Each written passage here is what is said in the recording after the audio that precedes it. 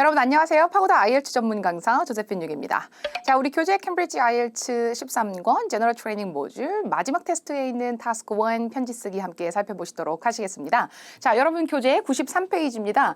이번에 나와 있는 편지 여러분 굉장히 좀 형태도 지금까지 썼던 것과 다르고 굉장히 주의하실 사항이 있어서 너무 재밌었어요, 여러분 실제로. 그런데 실제 현장에 가셨을 때 시험 현장에서 이런 스타일의 상황이 주어질 수가 있기 때문에 여러분들이 꼭 저랑 같이 경험 먼저 한번 해보시고 그리고 나서 시험 현장 가셨을 때 혹시라도 비슷하게 유사하게 나오게 되면 여러분이 같이 공부했던 거 기억하시면서 기지를 발휘하시기 바랍니다. 아시겠죠? 자, 오늘 주어져 있는 편지는 정보 제공 편지인데요. 일반적으로 여러분 여러 사람한테 정보 제공을 하지만 이번에는 친구에게 어떤 정보를 제공하는 편지를 쓰게 됩니다. 자, 우리 여러분 이 레터라이팅 마지막 시간입니다. 이 지금까지 썼던 이 레터라이팅들이 다 굉장히 다양한 시츄에이션들이 다루어져 있었는데 여러분께서 이 시험을 왜 치러야 하는지 그 목적에 대해서 정확하게 알고 계셔야 됩니다. 여러분은요, 랭귀지를 컨트롤할 줄 아는 능력을 점검받으시는 겁니다. 어떤 상황에서 누구에게 그래서 대상이죠. 내 편지를 받을 대상, 그 사람이 누구냐에 따라서 여러분께서 사용하시는 언어의 형식적인 면모 아니면 굉장히 캐주얼한 면모 이런 것들을 여러분 충분히 자연스럽고 융통성 있게 사용하실 수 있는 그 능력을 점검받는다고 생각하시고요. 오늘 같은 경우는 친구한테 편지를 쓰는 거기 때문에 너무 그렇게 격식 차려서 쓰시면 오히려 더 어색할 수도 있을 것 같아요. 그렇죠? 자, 그래서 저랑 같이 여러분 브레인스토밍 한번 해보시고 그다음에 샘플 레터까지 작성 한번 해보실 건데요. 일단 문제 여러분들 나와 있듯이 또 그득그득하게 여러분 시츄에이션 설명되어 있습니다. 자, 여러분 우리 마지막 날이니까 여러분 점검을 좀 잘 해보시도록 하실게요. 시험 치러 가시게 되면 여러분 시험지에 라이팅 타스크 1 이런 식으로 여러분들 쭉 똑같이 보시게 될 거예요. 그러니까 여러분 시험 현장에서 이때까지 보지 못했던 상황이 이제 약간 이렇게 펼쳐지거나 그러지는 않아요. 그러니까 항상 예측했던 대로 진행이 되겠고 우리가 하나 집중력 있게 생각해줘야 했던 게 무엇이었냐면 시츄에이션을 정확하게 해석하고 그리고 내 편지를 받는 사람이 누굴까라는 것을 여러분 일단 상상의 인물 가지고서 여러분들 그 사람에게 이야기를 한다라는 거 잊지 마시고 밑에 있는 지시사항들 정확하게 지키시는 거 잊지 마시기 바랍니다. 오늘 여러분 맨 밑에 Dear 땡땡땡땡땡 이렇게 여러분 밑줄 나와 있는 거 보니까 사람 이름을 제가 마음대로 지어서 써야 되는 그런 좀 캐주얼한 레터가 되겠네요. 자, 한번 보시죠, 여러분. 같이 한번 쭉 읽어볼게요. 만약에 이렇게 문장들이 길고 복잡하게 주어져 있는 상황이라면 우리가 에세이 라이팅 질문 이해할 때처럼 여러분 이렇게 이제 끊어서 문장별로 이렇게 문장에 이렇게 약간 이제 하나의 표현 이게 덩어리 이런 표현들이 있잖아요. 주부를 끊고 술부까지 쭉 끊고 그죠? 이런 식으로 해서 해석하시면 충분히 여러분들도 납득하실 만한 그런 내용들이기 때문에 너무 문장이 길고 복잡하다고 무서워하지 마시고요. 끊어서 해석하는 연습 한번 해보시기 바랍니다. 자, a friend you made. 여러분 여기까지 끊으셔야 돼요. You made while you were studying abroad. 여기까지요. 자, 뭐 하는 동안에 만들었던 친구 이렇게 되는 거예요. 그쵸? 뭐 하는 동안에 study abroad 라는 표현은 유학하다 라는 표현입니다. 외국에 나가서 공부하시는 거 여러분들 IELTS 시험 치셔서 아카데믹 모듈로 공부하시는 분들 유학 많이 가시거든요. 그래서 당신이 유학하는 동안에 만든 친구 그럼 여러분 뭐라고 생각할 수 있나요, 여러분? 유학 간 동안에 만든 친구 한국인 친구일까요? 아니면 외국인 친구일까요? 그쵸? 그래서 대부분 여러분 인터내셔널 프렌드라 그러죠. 글로벌 프렌드. 그쵸? 그래서 여러분 이 글로벌한 릴레이션십을 한번 만들어 봤는데 그 친구가 여러분 이 부분이 가장 포인트 잡아야 되는 부분이었습니다. 상황을 정확하게 이해하셔야 돼요. 여러분께서 먼저 그냥 알아서 쓰시는 중이세요? 아니면 그 친구가 먼저 부탁하기 위해서 여러분께 편지를 썼나요? 그쵸? 자, 주어가 a friend예요. 한 친구가 편지를 썼어요. 뭐 하기 위해서? To ask you. 여러분께 부탁하기 위해서. 뭘 부탁하기 위해서? For help. Ask for 뭐? 그럼 뭔가를 요청하는 거예요. 그래서 도움을 요청하기 위해서 편지를 썼대요. 뭐를 도와달라고 부탁을 했냐면 finding a job in your country. 그럼 여러분 당연히 한국에서 일하고 싶어 하는 무슨 친구? 외국인 친구인 거예요. 여러분 그런 경험이 있으실 수도 있고 그쵸? 네. 자, 내가 외국에서 연수하는 동안에 어학연수 시절에 아니면 대학교 다니는 시절에 사귀었던 친구가 있었는데 그 친구는 실제로 뭐 호주에서 다녔으면 호주 친구, 원어민 친구일 수도 있고 아니면 일본인 친구 아니면 뭐 중국 친구 그쵸? 이렇게 여러분 외국인 친구일 수 있어요. 근데 한국에서 일자리를 구하고 싶다고 도와달라고 나한테 편지를 보낸 거예요. 그럼 여러분 여기에서 가장 중요한 부분은 어떤 부분이다? 답장을 작성하시는 것이다 라는 것이 지금 제일 중요합니다. 별표 처리하셔야 돼요. 자, 여러분 이 친구가 먼저 여러분께 편지를 써서 아니면 이메일 같은 걸 써서 보냈어요. 나 좀 도와줄래? 나 한국 가서 일하고 싶어. 이렇게요. 거기다가 답장을 쓰시는 컨셉이라는 거 오늘 그게 제일 중요합니다. 여러분들 아시겠죠? 그러니까 처음에 시작하실 때 잘 지냈니? 오랜만이야. 이런 얘기 하시면 안 돼요. 아셨죠? 자, 이미 편지를 받았습니다. 편지를 받고 우리나라에서 일하고 싶다고? 그래. 소식을 듣고 이 친구가 일하기 딱 좋은 그런 어떤 지역 회사에 job이 있는 거를 일자리가 있는 걸 어디서 소식을 듣고 여러분들이 좋아가지고 이제 여러분 편지를 쓰는 거예요. 어머, 야, 여기 일자리가 났대. 이렇게 그죠?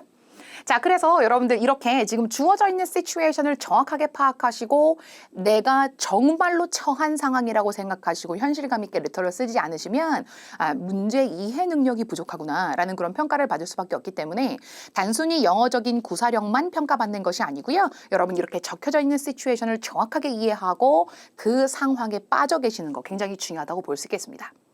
자, 너무나 다행히도 그 친구에게 적합할지도 모르는 한 지역 회사의 일자리에 대해서 들은 거예요. 그래서 이제 그 정보를 가지고 친구한테 편지를 쓰게 됩니다. 자, 뭘 이야기하래요, 여러분? About the job. Tell your friend about the job. And what sort of work it involves. 하니까 이 job이 어떤 류의 업무를 포함하고 있는지를 이야기를 하라고 합니다. 그러면 구체적으로 어떤 업무인지 여러분 이야기를 해주시는 것 좀 필수적일 수 있을 것 같고요. 그리고 나서 say why you think the job would be suitable for him or her. 그 친구에게 왜 그 직업이 적합한지 여러분 요 표현 괜찮죠? be suitable for. 그죠? 누구누구에게 적합하다. 무엇에 적당하다 이런 뜻인데요. 자, 여러분 생각에는 이 직업이 너한테 너무 잘 어울릴 것 같은 거예요. 그럼 여러분 내 의견을 이야기를 하는 부분이 되겠고요. 그리고 나서 마지막에 어떻게 어플라이 할 수 있는지 지원할 수 있는지 한번 여러분 설명을 해주라고 합니다. 이 세 가지의 정보를 모두 다 포함해서 편지글을 쓰는데요. 한번 정리해 보도록 하죠. 한국에서 취업하고 싶은 외국인 친구의 도움을 받은 상태입니다. 그 친구에게 적합한 일자리에 대해서 어디서 소문을 들은 거예요. 그처럼. 그리고 나서 어떤 직업인지 설명해주고 왜 적합한지 이유도 얘기해주고 어떻게 지원해야 하는지 알려주자라고 해놨는데 제가 여러분들 여기서 개요를 짤 때 한번 생각을 해봤더니 어떤 직업인지 왜 적합한지를 한꺼번에 이야기하는 게 맞다고 생각했어요. 이야기의 개연성을 따져서. 그리고 나면 띄고 한 문단에다가 지원하는 방법을 따로 새로운 정보니까요. 따로 여러분 정보를 분리시켜서 이야기하는 게 맞겠다라고 생각이 들어서 저 이 직장 일자리 있잖아요. 그 일자리랑 이 업무에 대해서 같이 연결해서 이야기를 하게 되면 충분히 여러분 좋은 편지 나올 거라고 생각했습니다. 요렇게요. 그죠? 그래서 이걸 여러분 바디 1에 넣으시고요. 이걸 바디 2에 넣으셔서 이렇게 두 개의 바디로 쓰시는 게 나으실 것 같아요. 저희가 이게 땡땡이가 3개가 나오면 무조건 바디 1, 바디 2, 바디 3 이렇게 의무적으로 바디를 쪼개서 해야 된다고 생각하실 필요는 없어요. 그렇게 되면 오히려 막 180자 이상 쓰고 그러실 수도 있거든요.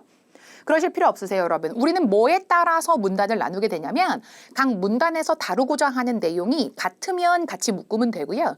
다루고자 하는 내용이 다 분리되어 있으면 다 분리시키시면 되는 거예요.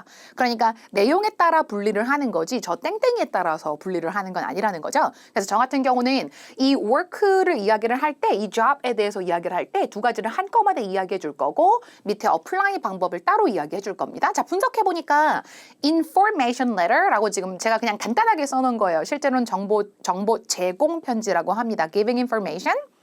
그리고 informal letter. 제가 여러분 왜 그렇게 분석했나요? 친구한테 편지를 쓰는 거니까 formal한 것이 아니라 그리고 또 여러분 여기 가려놓을까요? 이렇게? 그죠 여러분?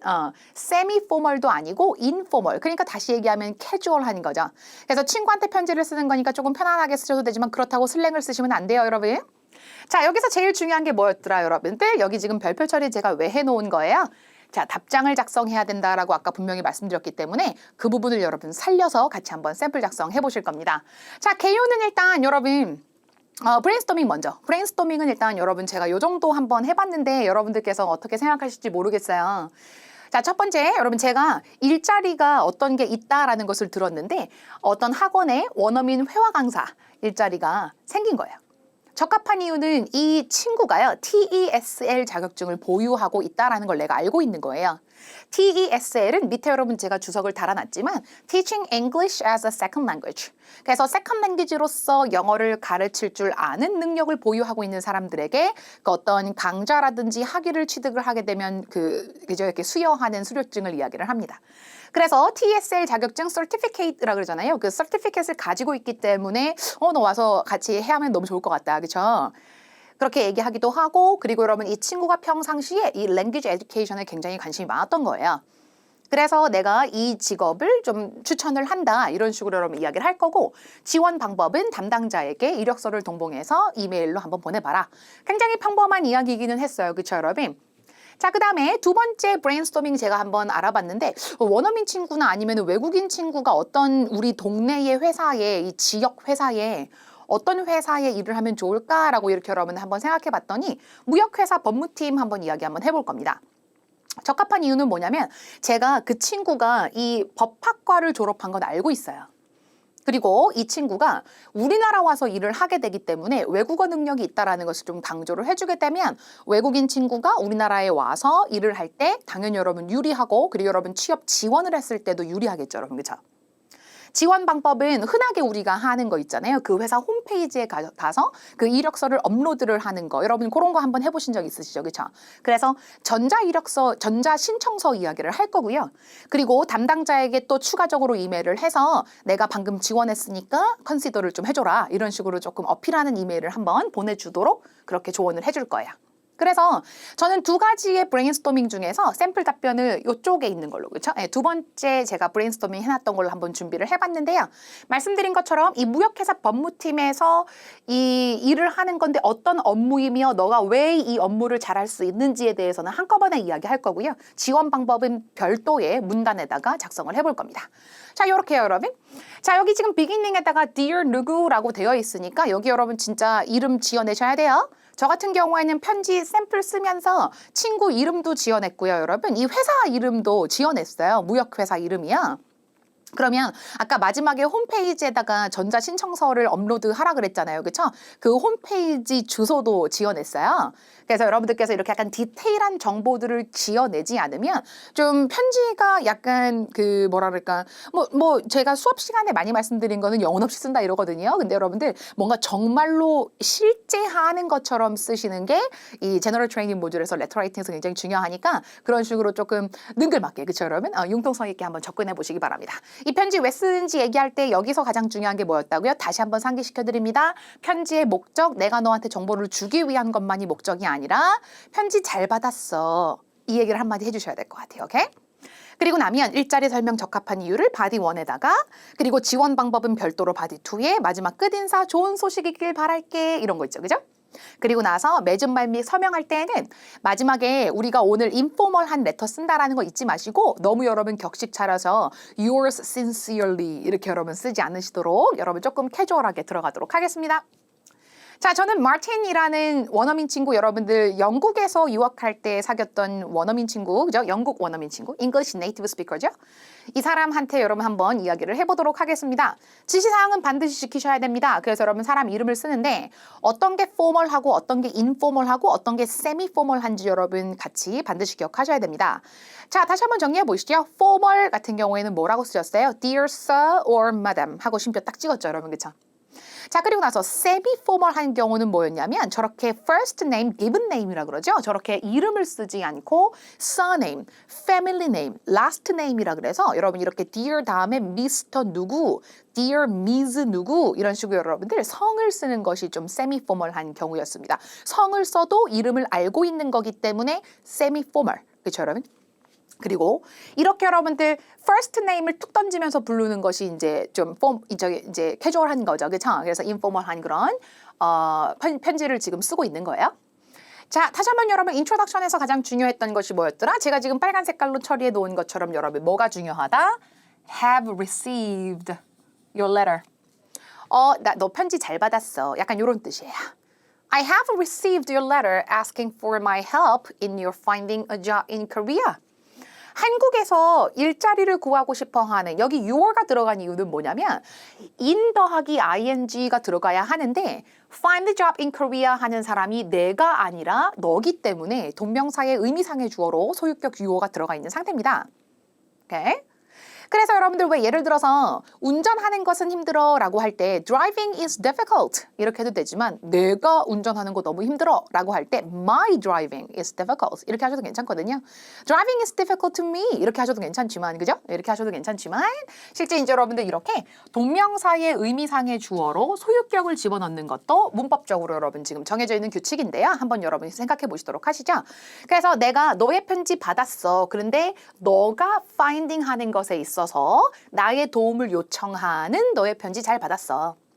And now 그리고 지금 I'm writing this letter 이 레터를 지금 쓰고 있는 중이야. With good news for you. 요거 되게 좋네요. 그래서 이제 여러분들 너를 위해서 좋은 소식을 가지고 이 편지를 쓰고 있는 중이야 라고 하니까 그 편지를 딱 펼쳐서 읽는 친구가 뭔가 기대감이 있을 것 같죠 여러분 그쵸? 그래서 편지글의 목적은 항상 이렇게 직설적으로 언급해 주신다는 거 잊지 마시고요 여러분. 자, 여러분 밑에 나와 있는 이 두 개의 옵션은 뭐냐면요. 정보를 제공해주는 편지의 가장 흔한 목적을 설명할 때 사용하시는 표현입니다. 자, 보세요. I'm writing to let you know 대절 이하의 사실을 너에게 알려주기 위해서 씁니다. 라고 하니까 당신에게 어떤 새로운 정보나 새로운 소식을 알려주기 위해서 그래서 let you know. 그 다음에 I'm writing to inform you of, inform A of B라고 하게 되면 이 B에 대해서 당신에게 알려주기 위해서 편지를 씁니다 라고 해서 상대방이 모르는 정보를 제공해 줄 때 이 첫 번째 dear 누구 하고 나서 늘 쓰는 그 목적 부분 있죠? 이렇게 여러분들께서 가지고 가셔서 언제든지 활용해서 쓰시면 좋은데 오늘 같은 경우에는 아까 처음부터 계속 말씀드리는 것처럼 이 빨간색 부분 반드시 생생하게 살아있어야 됩니다. 아시겠죠? 자, 그래서 여러분들 제가 별표 처리까지 마지막에 해놓은 거예요. 되게 중요한가 봐요. 그쵸, 여러분? 계속 얘기하고 있죠. 자, 그 다음에 바디 1에다가 일자리 설명을 해줄 건데요. 먼저 일단 여러분 두 가지 다 해줄 건데 그중에서 어떤 일자리인지를 먼저 설명을 해줄게요. 자, 저 같은 경우는 일단 개연성을 중요하게 생각을 하니까 이 부분을 좀 살려놨거든요, 여러분. 이 부분이 뭐냐면 문제 속에 뭐라고 돼 있었어요? 문제 속에. 그죠, 여러분? You heard. 그죠, 이렇게. 문제 속에 you heard라고 되어 있었어가지고 저는 약간 그 충실해서 쓰는 것을 좀 중요하게 생각을 하니까 이 직장에 대해서 내가 어떻게 알았냐라는 거예요. 그래서 heard from이라는 표현은 누구에게서부터 소식을 듣는다, hear from, 그죠? 이런 뜻이라서요. 제가 이 acquaintance, 지인이나 그냥 아는 사람, 예를 들어서 friend보다는 조금 그렇게 가깝진 않아요. acquaintance는요. 그래서 이 acquaintance of mine 이라는 표현 사용해 놨어요. I have recently heard from an acquaintance of mine. An acquaintance of mine. 여러분 발음도 한번 연습해 보시고 스펠링 굉장히 어렵죠, 여러분. 그렇죠? 그런데 대부분 여러분 왜 인간관계에 대해서 이야기를 하실 때 친구들이나 아니면 가족들에 대해서 이야기를 하지만 일에 관련된 사람들이나 아니면 정말 친구처럼 이렇게 맨날 수다 떨고 같이 술 마시고 약간 이렇게 여러분들 좋은 시간 보내고 이런 사이는 아니지만 좋은 관계를 가지고 있는 사람들, 일적인 관계든 그저 사적인 관계든 그래서 여러분들 그녀는 나의 지인이야, 내가 아는 분이야 라는 말 하실 때 acquaintance of mine 이라는 표현 사용하시면 됩니다. 그래서 여러분 일부러요 여기다가 a friend of mine 이라고 하지 않고 an acquaintance of mine 이라고 써놓은 거예요. 다시 한번 힘드시면 여러분 그냥 a friend of mine 하시면 됩니다. 그래서 내 친구 중에 한 명에게 들었어. 아니면 내가 아는 지인분에게 들었어. 뭐에 대해서 여러분?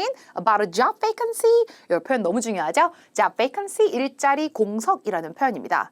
원래 여러분 우리가요. 그 명사인 vacancy 말고요. 여러분 형용사도 많이 사용하잖아요. vacant. vacant가 비어있는 이라는 형용사거든요, 여러분. 여러분 잘 아시는 empty라는 표현인데요. 근데 이 vacant 같은 경우는 여러분들 지금 공석이라고 써놓은 것처럼 어떤 공간이 비어 있거나 여러분 그래서 저희 모텔이나 호텔이나 이런 데 여러분 왜 빈 방을 갖다가 여러분들 vacancy라고 표현을 하게 되죠. 그래서 여기도 여러분 지금 우리가 흔히 얘기하는 TO 났다? 그런 얘기 할 때 여러분 그죠? A job vacancy in a local trading company. A local trading company, 무역회사입니다. called Richwood. 이런 게 제가 지어낸 거예요. 아까 Martin이라는 이름도 마찬가지고 Richwood 이런 것도 여러분 제가 지어낸 거예요. 그래서 리치우드라고 불리우는 한 지역의 무역회사에 그 안에 하나의 공석이 있다라는 이야기를 지인에게 들었다. The legal department 법무팀입니다. The legal department is recruiting at the moment. recruit는 채용하다라는 표현. 그래서 인적 자원을 채용할 때 recruit라는 표현 쓰는데요. hire라는 표현도 알고 계실 건데요. hire는 미국식 영어에서 훨씬 더 많이 사용을 하는 건데 여러분께서 사용하시는 영어는 미국식 영어여도 솔직히 상관없는 거 아시죠, 여러분? 그렇죠? 그래서 여기다가 recruiting 자리에 hiring, they are hiring at the moment 이렇게 해도 전혀 상관없으세요. 자, 이 법무팀에서 지금 현재 at the moment, 지금 현재 채용 중인데 and the work mainly involves 요거 되게 중요한 것 같아요. 왜냐하면 여러분 잊어버리시면 안 되기 때문에 요거 여러분들 잊지 말자라고 적어 놓을까요? 그 업무가 주로 뭐를 포함하고 있다? 여러분 원래 involve ing라 그래서 여러분 정말 많이 쓰는 표현이거든요. 그래서 여러분들 어떤 업무, 어떤 프로젝트, 어떤 타스크 이런 것들이 ing 하는 것을 포함하고 있다라는 표현인데요. 지금 같은 경우는 여러분 주로 친구한테 어떤 업무에 대해서 이야기를 해줄 거냐면 법무팀이라고 하니까 게다가 외국인 친구예요. 무역회사입니다. 그래서 이제 여러분들 제가 다 끼워 맞춘 거죠, 여러분. 그죠? Writing and translating 계약서를 쓰는 거예요. Contract 계약서. 그리고 누구와 함께 계약서를 써요, 여러분? 이것도 특별했죠? Overseas client. 그러니까 그 사람이 필요한 거죠, 지금 여러분. 그렇죠? 그래서 해외 고객들과 계약서를 작성하고 그리고 번역하는 그런 업무를 포함하고 있다. 주로 포함하고 있다. 지금 일단 여러분 저는 시키는 대로 다 한 것 같아요, 여러분. 일단 자초지종을 이야기를 하기도 하지만 이 job vacancy 어떤 회사고 어떤 부서에서 지금 고용을 하고 있으며 이 부서에서 주로 담당해야 되는 업무가 무엇인지 친구한테 설명을 해주면서 제가 약간 브레인스토밍을 할 때 이거를 먼저 세팅을 하니까 이 친구한테 적합할 것이다 라고 생각했던 이유가 먼저 세팅한 거에 그냥 따라오더라고요. 그래서 여러분들 이 마틴이라는 친구가 왜 이 법무팀에서 일하면 좋을까? 법학과를 졸업을 했기 때문에 이 마틴이라는 친구가 왜 트랜슬레이팅 하는 거에 적합할까? 외국어가 수월하기 때문에. 그래서 여러분 제가 약간 일자리 설명하는 부분에서 브레인스토밍을 하다가 적합한 이유가 같이 따라 나온 것 같아요. 여러분들도 브레인스토밍은 그렇게 개연성 있게 해주셔야 됩니다. 아시겠죠? 자, remind A of B. 그래서 여러분 아까 같이 보셨던 inform A of B처럼 이렇게 통으로 외우시는 어떤 수거처럼 많이 사용하죠. A에게 B에 대해서 상기시키자. 그래서 여러분들 왜 제가 그 지인에게 그 소식을 들었잖아요. 지인에게 그 소식을 듣자마자 네 생각이 났어. 이런 얘기 해줄 거예요. 그 다음에 graduate in 더하기 전공 과목. 대부분 여러분 졸업하는 건 과거 시제로 쓰기 때문에 graduate를 과거 시제로 쓰시는 게 대부분이겠죠? 여러분 너무 잘 알고 계실 거고 graduate 다음에 from을 쓰시는 분들 많이 계시는데 from은 학교 쓰시는 거예요. from 다음에 학교. 그런데 여러분 인전치사를 쓰게 되면요. 뒤에 학문 분야가 등장하게 됩니다. 그래서 여러분 이 학문 분야 무슨 과를 졸업했다. 거기다가 not only A but also B 너무나 잘 아시는 표현일 건데 여러분들 왜 그렇게 썼냐면 너가 법학만 전공했을 뿐만 아니라 너의 언어 실력도 굉장히 좋지 않느냐. 이렇게 여러분들 B까지 첨가적으로 왜 적합한지 이유를 덧붙여 줄 거예요. 그리고 나면 다시 한번 말씀드리지만 인전치사가 이렇게 여러분 학문 분야 이야기할 때 진짜 많이 써요. 그래서 degree는 학위를 이야기하는데요. bachelor's degree 학사 학위를 이야기를 합니다. master's degree 석사 학위라고 하죠. doctorate degree는 박사 학위를 이야기를 하는데요. 그래서 이걸 대놓고 여러분 얘기하셔도 솔직히 상관없으실 것 같아요, 여러분. 그리고 나면 be fluent in 언어 이렇게 하게 되면 이것도 마찬가지예요. 여러분 지금 여기 전부 다 인들이 사용되어 있는데 이 인들이 다 마찬가지예요. 여러분 어떤 영역에 있어서. 그러니까 유창하다라고 하게 되면 이 영역에 있어서 유창하다라는 얘기인데 유창이라는 거는 대부분 말하는 거잖아요. 그래서 여러분 언어에 유창하다라고 해서 in 다음에는 주로 언어의 종류가 등장을 하게 되겠죠. 그래서 저는 여러분들 이 두 가지 있잖아요. 이 학이 가지고 있는 것과 언어에 유창한 것 이 두 가지를 가지고 얘를 설득을 할 거예요. 아시겠죠? 너 이거 정말 네 일이야. 이렇게 그죠? 자, 보시죠 한번. When I heard the news, it immediately the news가 is로 이제 이렇게 그죠? It immediately reminded me of you, my friend. 이렇게 여러분들 지금 뒤에다가 약간 추임새도 좀 넣어주시고요. 좀 캐주얼하게. 그래서 내 친구야 이렇게 그죠? 이렇게요. 자, 그 소식이 즉각적으로 나에게 너를 상기시켜줬어. 나에게 너를이에요. 아시겠죠? 나에게 너를, 너에게 나를이 아니라요. 아시겠죠, 여러분? 그래서 it reminded me of you, my friend. Since I know that 뭐이기 때문에 여러분 요거 굉장히 중요한 것 같아요. 여러분들께서 대부분 보면 이유 쓰실 때 because 많이 쓰시는데요. because 쓰실 때는 여러분 대부분 보면요. 여기가 지금 결과적인 이야기가 나오고 because는 여러분 직결되는 이유들이 나와요. 직결되는 이유. 그러니까 직접적인 원인이 나온다는 얘기겠죠. 그런데 since라든지 아니면 as를 쓰시게 되면 since나 as 접속사를 쓰시게 되면 이 결과가 뭐냐면요. 그 소식 듣고 네 생각이 떠오른 게 결과간 거예요. 그 소식을 듣고 네가 떠오른 이유가 뭐냐면 얘기를 하는데 여기는 여러분들 부수적인 이유? 부수적 이유? 그러니까 간접적인 이유가 나오는 경우들이 많죠. 그래서 여러 가지 이유들이 있는데 그중에서 한 가지가 바로 네가 법학과 졸업한 게 내가 딱 떠오른 거예요. 여러 가지 이유 중에 한 가지. 그래서 법무팀에서 채용을 하고 있는데 내가 법학과 졸업한 친구를 알고 있는데 이렇게 여러분들 그죠? 리마인드가 된 거죠. Since I know that you graduated in law. 법학과를 졸업한 걸 알고 있었기 때문이죠. Not only having the degree, but you are also fluent in 3 different languages, including Korean.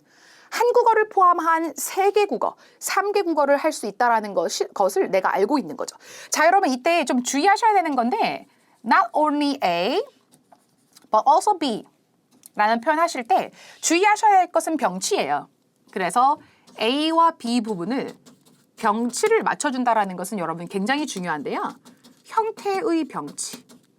일단 기본적인 규칙은 형태의 병치예요. 그래서 여러분 제가 not only 다음에 not only the degree라고 못 쓴 거예요. 다시 한번 보세요. Not only the degree, but you are fluent. 한번 적어볼게요. 이렇게. 제가 여러분 여기다가 not only the degree가 아니라 not only having the degree 이렇게 썼어요. 위에처럼 못 쓰고 왜 그랬을까요, 여러분? 어디가 여러분들 B예요. 지금 여기에서 여러분 두 가지를 지금 비교해 보셔야 되기는 한데 여기에서 공통적으로 들어가는 부분이 you are 부분이에요. 그러면 여러분들이 여기 지금 네모 깜박스 치는 더 디그리 있죠? 여기 having the degree 있죠? 이 둘 중에서 어떤 게 fluent 자리에 들어가면 맞을까요? 요게 지금 병치예요, 여러분. fluent 유창한이라는 형용사입니다. 그래서 여러분 지금 여기요. 이 네모 깜박스 친 거를 두 개를 한번 바꿔보세요. 이 앞에 있는 애들 다 뒤로 갖고 가보세요. 앞에 있는 애를 뒤로 가지고 갔을 때 어떤 게 말이 돼요, 여러분? But you are the degree가 맞아요. But you are having the degree가 맞아요. 그렇죠?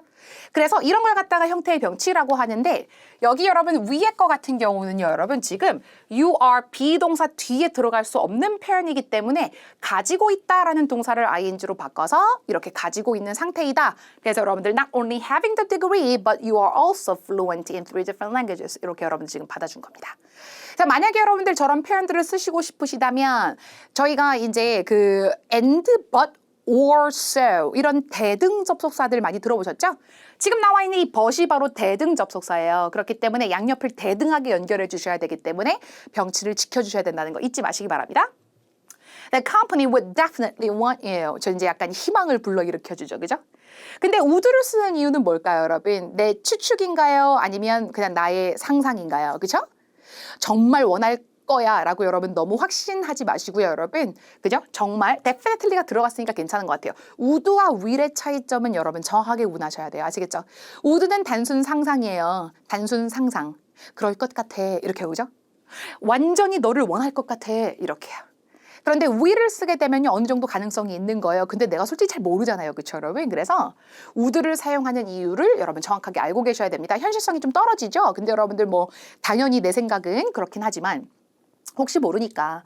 저는 여러분 일단 이런 이야기들을 쓸 때 여러분들께서 문장들을 보시면서 저 표현 되게 잘 썼다 이렇게만 생각하지 마시고 시제를 얼마나 잘 컨트롤해 놨는지도 보시고요, 여러분. 가령 예를 들어서 내가 그 소식을 들었을 때 reminded 했어. 왜냐하면 내가 알고 있거든. 뭐를? 너가 졸업한 걸 알고 있거든. 그러면 알고 있는 건 현재고 졸업한 건 과거기 때문에 시제를 흐름을 잘 따라가시고 내용에 맞게끔 시제 컨트롤을 하셔야 되는데 과거, 현재, 과거, 과거 진행형, 현재 진행형 이런 식으로 여러분들 왔다 갔다 하고 거기다가 게다가 현재 완료까지 들어가서 have pp까지 사용이 돼버리게 되면 생각보다 여러분 시제가 컨트롤이 잘 안 되는 경우들이 있어서 여러분들이 그저 이렇게 바짝 긴장하셔서 여러분들 매 주어 다음 동사 쓰실 때 내가 무엇에 관련된 이야기를 하느냐, 지금 현재에 대한 이야기를 하느냐, 아니면 지난 과거에 대해서 이야기를 하느냐, 그 정도쯤은 굉장히 심플하잖아요. 솔직히 여러분 과거와 현재를 구분하는 것은요. 근데 우리가 이 언어가 우리나라 말이 아니기 때문에 우리가 어색한 시제를 선택해서 글을 써도 어색한 줄을 모르는 게 그게 가장 불리한 점이거든요, 여러분. 그래서 자, 생각보다 컨트롤링을 잘 꼼꼼하게, 그죠 여러분? 긴장해서 하셔야 될 것 같습니다. 자, 그리고 나면 여러분 이제 바디 2에다가 어떻게 지원하면 좋은지 설명을 좀 구체적으로 해줄게요. 자, 어디에 지원하다라는 표현은 두 가지 표현이 있어요. 전치사 for를 쓰는 경우와 전치사 to를 쓰는 경우 두 가지가 있는데 전치사 for를 쓰는 경우가 좀 더 좁아요, 여러분. 그래서 apply for 다음에는 여러분 대부분 뭐라고 적어야 될까요, 여러분? 부서를 쓰는 경우가 대부분이고요. apply to 같은 경우는 여러분 그 회사 좀 크죠? 회사. 그래서 어디에 지원하다라는 표현인데 어떤 구체적인 부서에 지원을 할 때는 for를 써서 좀 더 구체적으로 좁혀서 들어가는 거고요. apply to를 쓰게 되면 그러니까 이렇게 생각하시면 돼요. 무슨 대학교에 지원하다. 그럴 때는 그 학교가 큰 개념이잖아요. 그러면 apply to가 맞아요. 그런데 그 학교의 무슨 영문학과 이렇게 하면 영문학과는 구체적이잖아요. 그럴 때는 apply for를 쓰시는 게 맞아요. 그래서 여러분들 뒤에 뭐가 나오냐에 따라서 전치사 골라서 쓰셔야 된다는 거 잊지 마시고 컨트롤 잘 하시고요, 여러분. 그리고 나서 양식을 작성하다라고 할 때 fill out 이라는 표현을 쓰는데 좀 비교적으로 여러분들 뭐냐면 자, 일단 볼게요. complete랑 비슷한 뜻이에요. complete a form. 그런데 여러분들 여기서 주의하셔야 되는 거는 뭐냐면 fill in이라는 표현이 있어요. fill in도 작성하다라는 표현이 맞지만 이 fill in은 대부분 여러분들 의미를 기입하다라는 뜻으로 더 많이 사용하기 때문에 둘 중에서 어떤 게 전체적으로 완성하는 거냐라고 물어보시면 당연히 out이 들어가 있는 fill out이 전체적으로 하나를 완성하는 것을 의미를 하는 것이고 왜 당연하냐면 fill in이 바로 빈 공간을 하나씩 채우는 게 fill in이기 때문에 요거는 여러분들 뭐 이렇게 이제 생년월일 뭐 이런 거 있죠. 집 주소 이런 거 쓰는 부분 있죠. 그런 거에 기입하는 걸 이야기를 하니까요. 주의해서 여러분 구분해서 사용하시고 그 다음에 advise you 할 거예요. 너한테 충고한다. 자, 대부분 여러분 저 advise 자리에요. suggest 아주 좋아요. suggest 아니면 recommend도 아주 좋아요. 적어드릴까요, 여러분? advise 자리에 suggest도 좋아요. 좀 부드럽게 하시고 싶으시면 suggest도 좋으세요. recommend 같은 경우에도 advise보다 좀 더 부드럽게 하고 싶을 때 그럴 때 여러분들 다 좋습니다. 자, 투부정사 뒤에 쓰는 건 다 똑같아요, 여러분. 그 다음에 담당자라는 말이 나왔는데 a person in charge. 그래서 여러분 여기 담당자 계시나요? 이렇게 여쭤볼 때 Is there someone in charge here? 이렇게 그죠? Someone in charge? 이렇게.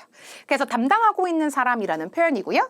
자, 대부분 여러분 이런 어플라이를 할 때에는 누구한테 물어봅니까? HR Department, Human Resources Center라 그래서 인력지원부라고도 하고 인사과라고도 하죠. 그래서 여러분들 인적자원이라고 하니까 그래서 여러분들 왜 사람을 충원하기도 하고 그렇죠? 그래서 여러분 관리하는 부서를 갖다가 HR Department라고 합니다. 그 다음에 우리 여러분들 편지 쓰기 할 때 이 컴퍼니 이야기 꽤 잘 나오잖아요. 우리가 여러분 지난 테스트 1, 테스트 2 여러분 기억나시죠? 자, 여러분들 이렇게 내가 그 회사 안에서 뭐 지난번에 여러분 테스트 1 같은 경우에는 아예 그냥 매니저한테 편지를 쓰는 거였었는데요. 뭐 그쵸? 그래서 여러분들께서 이렇게 회사 관련 용어들을 미리 알고 계시는 것은 어떻게 보면 여러분들 제너럴 트레이닝 모듈에서 공부하시는 분들은 타스크 1, 타스크 2 둘 다 직장 관련 이야기나 아이들 교육 관련 이야기 딱 이렇게 두 분야에서 나온다고 생각하시면 되니까 기본적으로 여러분들 취업에 관련된 이야기 아니면은 직업 관련 용어들 그렇죠 여러분 그리고 직장 안에서 쓸 수 있는 용어들은 미리 준비를 해두셔야 됩니다. 자, staff가 원래 직원이라는 뜻이잖아요. 그런데 understaffed라고 하게 되면 일손이 부족하다. 여러분 딱 한마디로 끝내실 수 있는데 그러니까 지금 여러분 사람을 고용하는 중이지 않을까요? 그렇죠? 그래서 여러분 제가 위에 언급한 것과 이렇게 개연성 있게 들어가게 됩니다. 자, 들어가죠. To formally apply for the position. formally 정식적으로. 그죠? 정식으로 그 포지션. 그러니까 여러분 제가 for를 쓰니까 to the company가 아니라 for the position이라고 하니까 the position 뭐 얘기하는 거죠, 여러분? 아까 그 해외 고객들과 계약서 쓰고 번역하는 그 포지션이죠. 그 포지션에 정식으로 지원을 하기 위해서 first visit the website www.richwood.co.kr 한국에 있는 그죠? 회사라 그랬잖아요. 그래서 이것도 제가 좀 지어낸 거예요. 아까 회사 이름이 리치우드라고 여러분 제가 지어내가지고 and fill out the electronic application form. 자, 여러분 job application form이라 그래서 취업 지원서를 갖다가 application form이라 그럽니다. electronic이라는 표현 제가 추가했는데 괜찮으세요, 여러분들? 종이로 쓰는 게 아니라 이렇게 전자 형식으로 돼 있어서 우리가 이렇게 클릭하고 여러분들 이렇게 샌드하는 그런 거 써보신 분들 계시죠? 그리고 나면 I advise you to email the person in charge in the HR department. 그 인사과에 있는 담당자한테 이메일을 써라. 예, 내 조언인 거예요, 지금요. 왜 이메일을 써야 된대요? They are understaffed. 그들이 지금 일손이 모자른 상태라서 looking to fill the vacancy. 그 빈 공석을 채우려고 찾고 있는 중이야 라는 뜻이에요. So you should let them know that you're interested. 그래서 조금 여러분 더 약간 적극적으로 얘기하고 싶었는데 그냥 여러분 요 정도로 마무리했어요. 그러니까 적극적으로 네가 어필해야 돼. 약간 이렇게 그죠? 이렇게 하고 싶었는데 약간 오버스러울 것 같아요. 그죠 여러분? 그래서 일단 관심이 있다라는 거 그리고 여러분 지금 내가 지원서 작성을 완료했다라는 것 정도는 let them know 알려주는 것이 맞지 않겠느냐라고 그렇게 여러분 한번 적극적으로 움직여봐라 라고 조언을 해줬습니다. 자, 그 다음에 여러분들 뒤에 끝인사 같은 경우에 좀 간단하게 들어갔어요. 왜냐면 뭐 별로 할 얘기가 그렇게 많지 않았던 것 같아요. 무슨 당부를 하는 것도 아니고. 그래서 지금 같은 경우는 여러분 제가 한번 처음부터 여기까지 여기 쓰기 전까지를 한번 쭉 다시 한번 읽어본 거예요. 아 그래 편지 잘 받았어.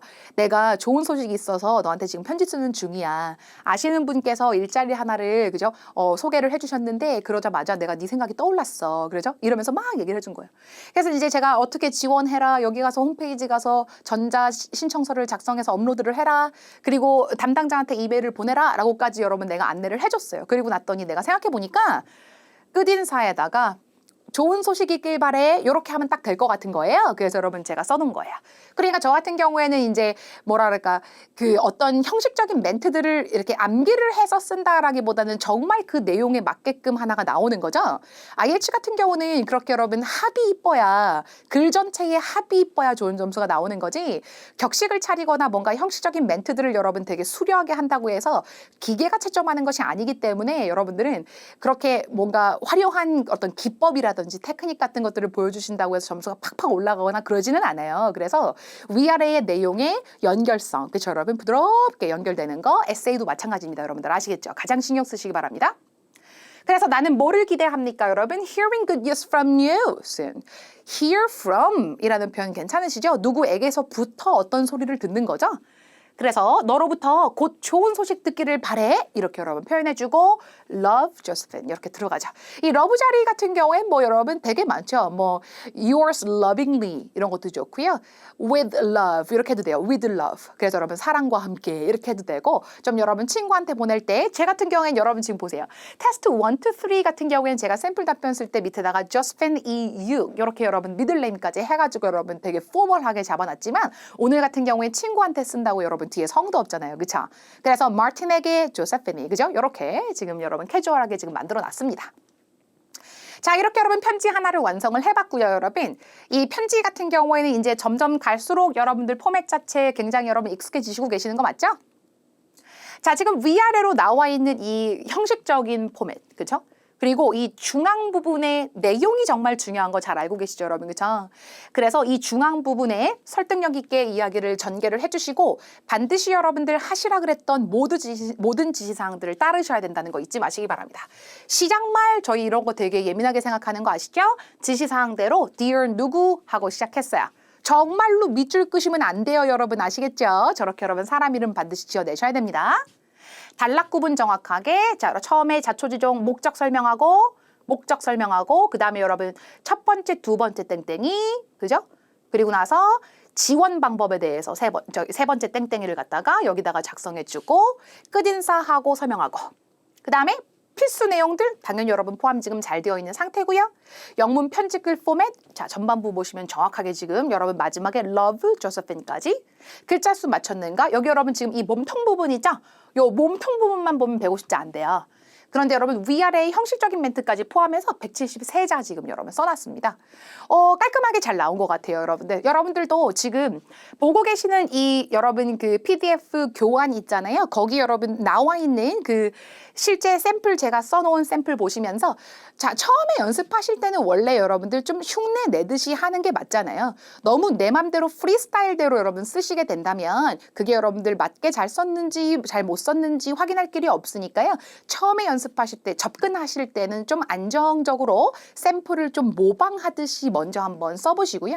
본인만의 아이디어를 가지고 나만의 편집글도 한번 직접 작성해 보시는데 표현들 있잖아요. 오늘 배우셨던 표현들을 충분히 활용하셔서 자 친구라고 쓸 거를 acquaintance로 한번 써보기도 하고 그렇게 여러분들 한번 활용해 보시기 바랍니다. 자 테스트 1, 2, 3, 4에서 우리가 같이 작성해봤던 레터들 굉장히 그 형식도 다양하고 시츄에이션도 굉장히 다양했었어요. 이렇게 다양하게 공부를 한다라는 것은요. 실제 시험 치러 가셨을 때 이 네 가지 중에서 한 가지와 유사한 그런 설정과 상황 설정과 그리고 여러분 포멀한지 인포멀한지 세미포멀한지 이런 레터들을 만날 가능성이 높다는 얘기죠. 만약에 예를 들어서 테스트 4개에서 여러분 똑같은 형식의 불평편지 이렇게만 썼더라면 여러분 시험 치러 갔을 때 불평편지가 안 나오면 어떡해요. 그렇죠? 그래서 지금 이 교재에서 굉장히 구성을 잘 해놓은 상태고요. 여러분 4가지의 편지들 다시 한번 이렇게 딱 펼쳐놓으시고 이런 종류의 편지글이 나오면 이렇게 대처해야 되겠다라는 것을 다시 한번 복습 잘 하시기 바랍니다. 자, 여러분 편지 쓰기 수고 많으셨습니다. 전 다음 시간에 뵙겠습니다.